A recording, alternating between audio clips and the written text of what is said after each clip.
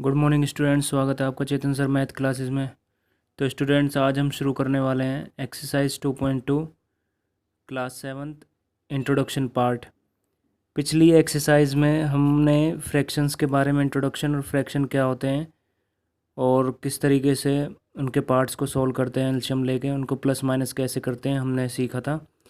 इस एक्सरसाइज में हम जनरली मल्टीप्लिकेशन ऑफ फ्रैक्शन सीखने वाले कि जब हमें दो फ्रैक्शन दिए हों तो उनको मल्टीप्लाई किस तरीके से करते हैं। आइए एक सिंपल से एग्जांपल से समझते हैं कि मल्टीप्लिकेशन ऑफ फ्रैक्शन यानी कि जब हमें दो फ्रैक्शन दिए हो तो उनकी मल्टीप्लिकेशन कैसे करते हैं। जैसे मान लो हमारे पास 5/7 है और दूसरा फ्रैक्शन है 8/3। अगर हम नुमरेटर जैसे 5/7 है और ये 8/3 है, तो इसमें जो नुमरेटर और नुमरेटर है 5 और 8, जब हम दो फ्रैक्शन को मल्टीप्लाई करेंगे तो नुमरेटर टू डिनोमिनेटर मल्टीप्लाई करते हैं, डिनोमिनेटर टू डिनोमिनेटर मल्टीप्लाई करते हैं। तो नोमरेटर है 5 इसका और इसका नोमरेटर है 8, तो 5 8 जा 40। इसका डिनोमिनेटर है 7, इसका डिनोमिनेटर है 3, तो 7 3 जा 21। जो जब दो फ्रैक्शंस की हम मल्टीप्लाई करते हैं तो इस तरीके से मल्टीप्लिकेशन होती है।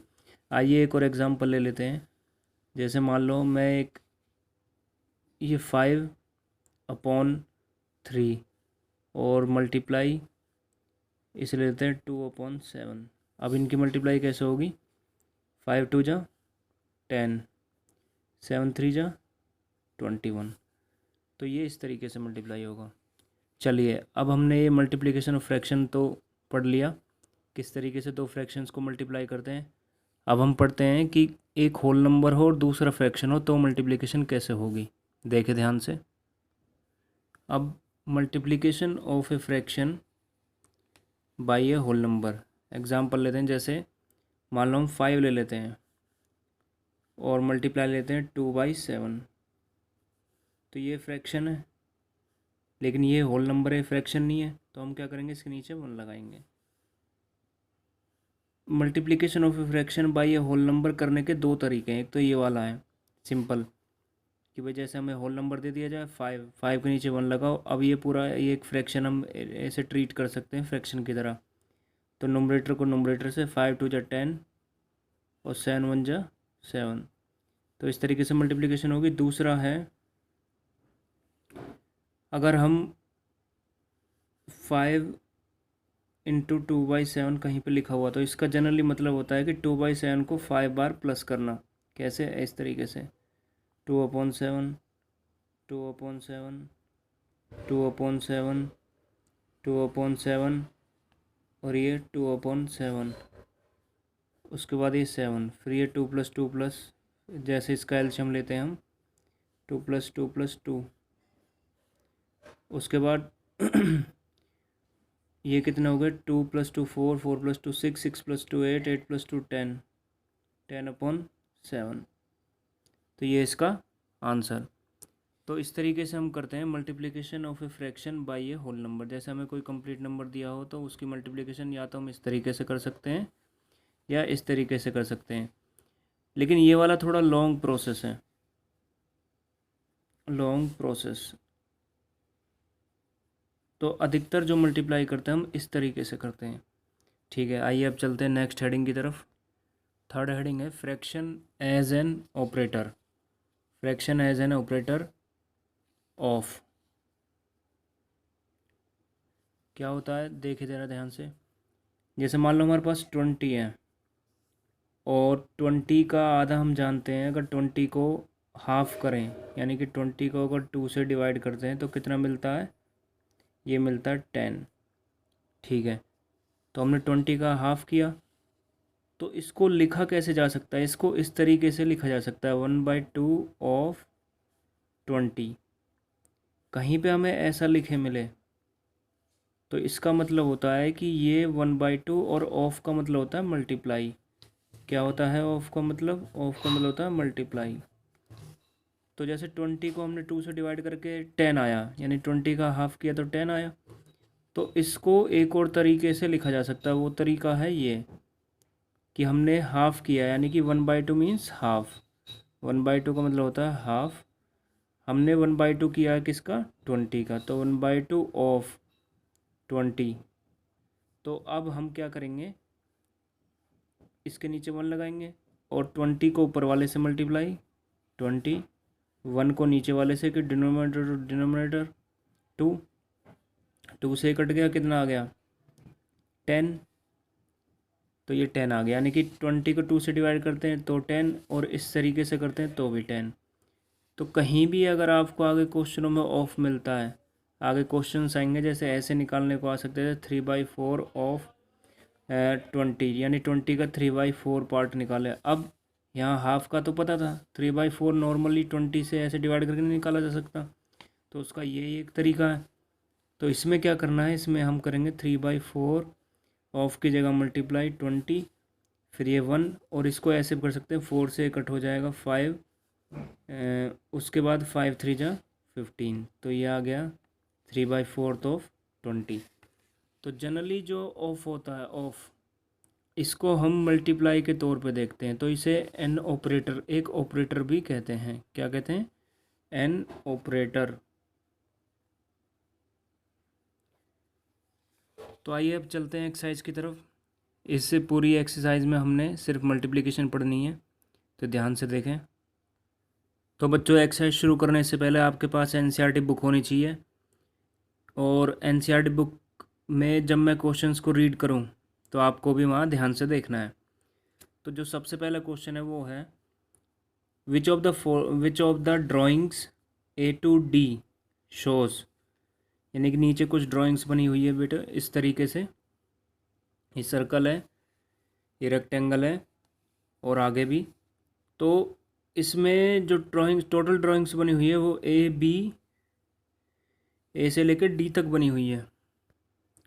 जैसे ए जो है, इसमें ये 3 सर्कल बने हुए हैं, और सर्कल में इस तरीके से डिज़ाइन किया गया, और ये 2 शेडेड पार्ट है, इसमें भी ये 2 शेडेड पार्ट है, इसमें भी ये 2, तो ये हो गया सर्कल। उसके बाद ये रेक्टेंगल है, रेक्टेंगल में, पूरे रेक्टेंगल में ऐसे लाइन डाली गई है, तो ये शेडेड पार्ट है, ये अनशेडेड पार्ट है, ये शेडेड पार्ट है और ये अनशेडेड पार्ट है। इसके बाद क्या है, उसके बाद सी है, सी देख सकते हैं आप, ये एक पूरा बॉक्स है जिसमें 4 क्वाड्रेंट है, और उसके बाद एक ये बॉक्स है, फिर एक ये बॉक्स है, यानी कि टोटल 3 बॉक्सेस है। 3 बॉक्स के 4 पार्ट है, और 4 पार्ट में से एक एक पार्ट इसका शेडेड है, ठीक है। उसके बाद जो डी है, ये 2 सर्कल हैं, और इसमें 5 पार्ट्स किए गए हैं हर एक सर्कल में, इसमें भी, तो इसमें ये एक शेडेड पार्ट है।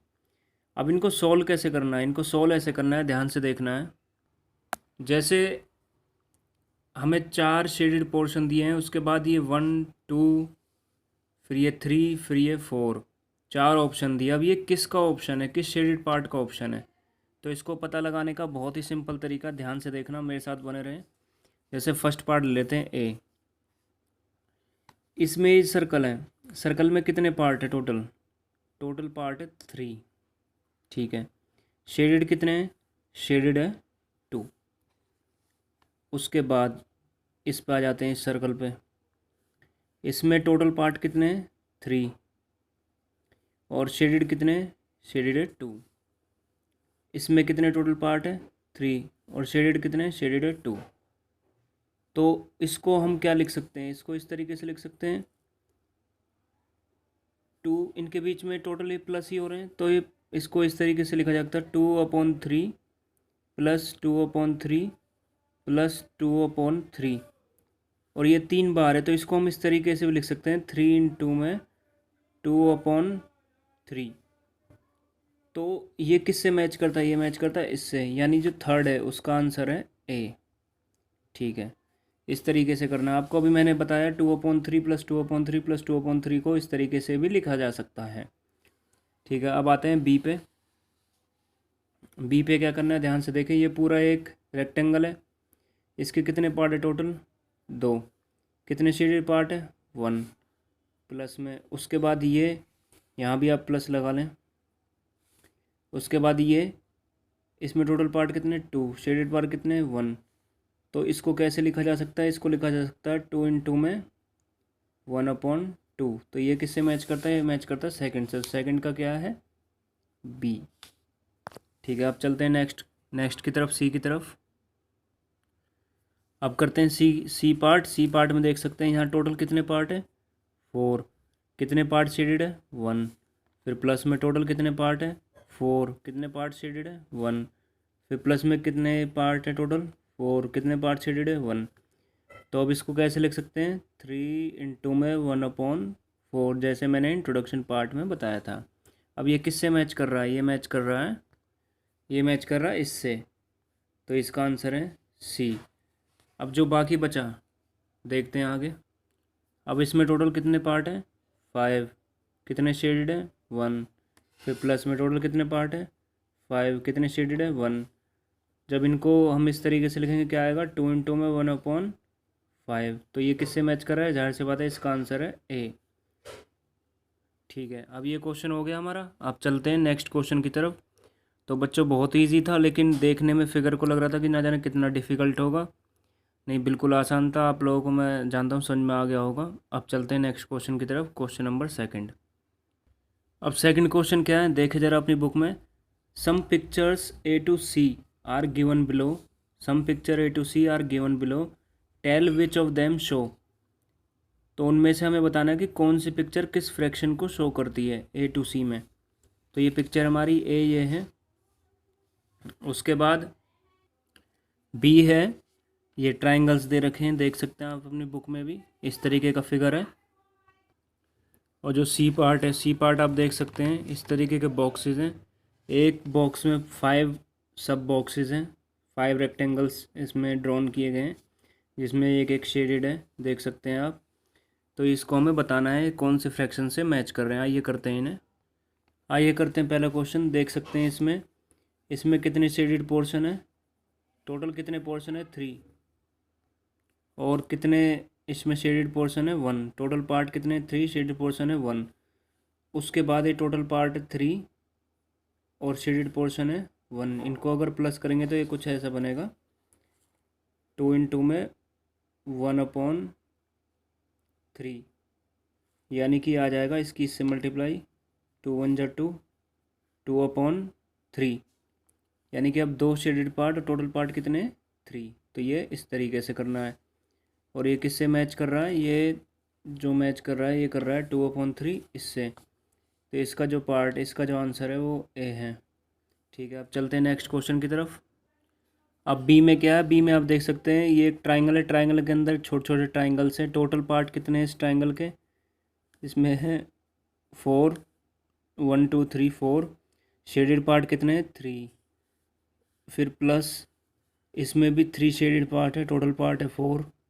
फिर प्लस और इसमें भी टोटल पार्ट है 4 और ये 3 शेडेड पार्ट। अब देख सकते हैं कितने हो गए टोटल 3। तो 3 में 3/4 और फिर इसकी मल्टीप्लाई कर लेंगे, क्या आएगा 3 3 जा 9, 9/4। अब 9 को 4 से हम डिवाइड करेंगे, क्या आएगा 4 2 जा 8। तो मिक्स फ्रैक्शन में क्या लिखा जा सकता है, ये आ जाएगा 2 होल 1/4। तो यहाँ इज इक्वल टू में आप देख सकते हैं तो 2 तो ये होल हो गए और ये 1/4। तो ये इसका आंसर है 2 होल 1/4। तो जो थर्ड था उसका आंसर कितना था बी। हमें इस तरीके से सॉल्व करके दिखाना है और बाद में यहाँ मेंशन करने की ज़रूरत नहीं है, लेकिन कर सकते हैं। ठीक है, उसके बाद अब करते हैं थर्ड पार्ट को, सी को। सी पार्ट किस तरीके से सॉल्व करना देखे ज़रा। टोटल पार्ट कितने हैं 5। कितने शेडेड पोर्शन है 1। प्लस में टोटल पार्ट कितने हैं 5। कितने शेडेड पोर्शन है 1। प्लस में टोटल पार्ट कितने हैं 5। कितने शेडेड पोर्शन है 1। जब इनको ऐड करेंगे तो क्या आएगा 3 में 1/5 और ये आ जाएगा 3/5। तो टोटल 3 पार्ट और फिर ये टोटल 5 पार्ट, 3 पार्ट शेडेड और ये टोटल 5 पार्ट। तो ये इसका आंसर है। तो बच्चों ये थे क्वेश्चंस फर्स्ट और सेकंड, जो देखने में इस तरीके के लग रहे थे कि ना जाने कितने डिफ़िकल्ट है, कैसे होंगे, और बिल्कुल आसान पिक्चराइज क्वेश्चन थे। तो अब आपको क्या करना है, जितना भी मैंने इंट्रोडक्शन पार्ट करवाया उसको रिवाइज़ करें और इस एक्सरसाइज को जो ये क्वेश्चंस करवाएं इनको फिर नोटबुक में नोट डाउन करें और आगे अपनी जो क्वेश्चंस बच गए हैं एक्सरसाइज में नीचे, उनको ट्राई करके देखें अपनी पीसी कॉपी में, रफ कॉपी में। अब आगे के क्वेश्चंस हम इस एक्सरसाइज के पार्ट 2 में करेंगे और नेक्स्ट वीडियो में करेंगे। तब तक के लिए थैंक यू।